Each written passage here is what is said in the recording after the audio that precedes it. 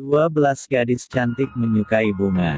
Mata mereka dicungkil oleh ibu angkat mereka.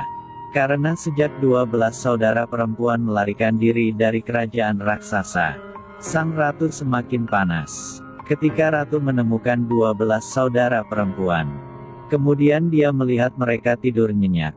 Melihat gambar ini, sang ratu juga sedikit kurang marah. Dia membelai pipi putrinya dengan jarinya. Sang ratu berpikir bahwa selama anak perempuan akan kembali padanya, maka dia bisa memaafkanmu.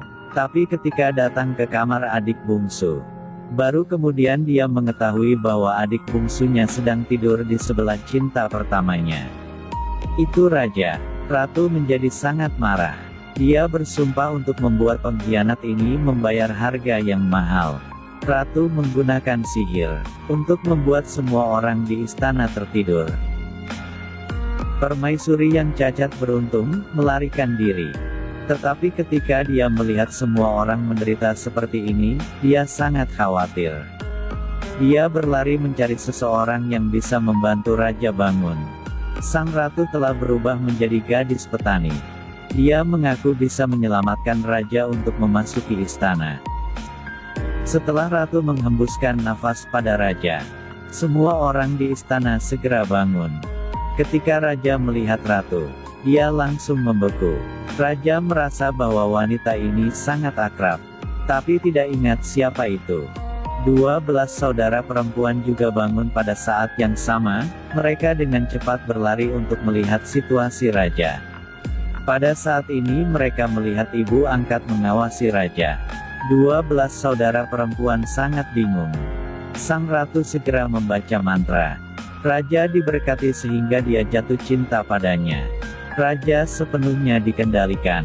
Raja menarik tangan ratu, kemudian dia berjanji bahwa dia akan menjadikan ratu negara, dengan di sini.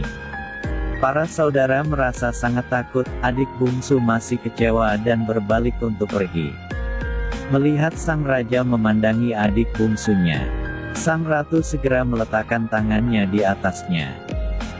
Raja segera kehilangan kendali atas dirinya sendiri. Tidak ada yang berani menantang otoritas raja.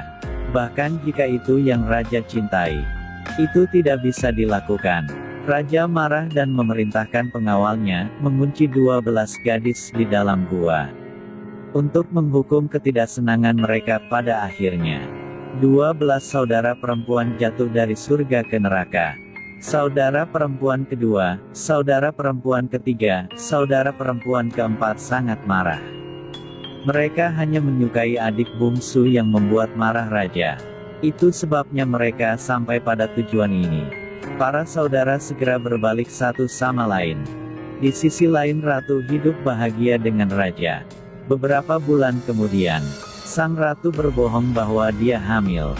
Sang ratu akan berpura-pura lemah, bahkan wajahnya menjadi putih. Raja sangat sedih. Kata penyihir itu kepada raja, "Jika Anda ingin menyembuhkan ratu, harus mengambil mata dari 12 gadis." Melihat raja ragu-ragu, kemudian waktu menggunakan sihir untuk membuat raja kehilangan akal. Raja segera mengirim seseorang untuk mengambil mata 12 gadis itu. Ketika Anda mendengar suara di luar, 12 saudari itu mengira raja yang datang untuk menjemput mereka. Semua sangat senang. Mereka tidak tahu bahwa mereka menerimanya. Mata mereka akan dicungkil. Mereka dengan cepat melarikan diri. Tapi di gua kecil, mereka tidak bisa kabur. Kakak perempuan kedua adalah yang pertama ditangkap oleh pengawal. Kemudian saudara perempuan ketiga dan keempat juga ditahan oleh penjaga. Di dalam gua jeritan tidak pernah berhenti. Mereka sangat bingung sekarang. Tidak ada yang berani meminta raja untuk menyelamatkan hidup mereka. Untungnya wanita pelayan tua itu memberanikan diri untuk menemukan raja. Wanita tua itu terus-menerus mengingatkan raja. Biarkan raja mengingat bagaimana dia pernah mencintai 12 gadis. Akhirnya, raja memikirkan masa lalu. Dia segera menulis cawan suci untuk wanita tua itu. Tapi wanita tua itu sangat tua. Akankah dia bisa menyelamatkan 12 saudara perempuan tepat waktu?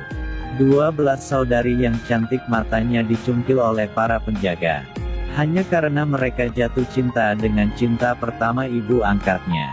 Hal yang paling menyedihkan adalah, sekarang 12 saudara perempuan. Semuanya hamil anak raja. Gadis-gadis itu harus membawa perut mereka yang hamil dan melarikan diri di dalam gua. Tapi mereka tidak bisa melarikan diri. Sangat sulit bagi pahlawan tua untuk mendapatkan kartu suci. Meskipun mencoba lari ke gua.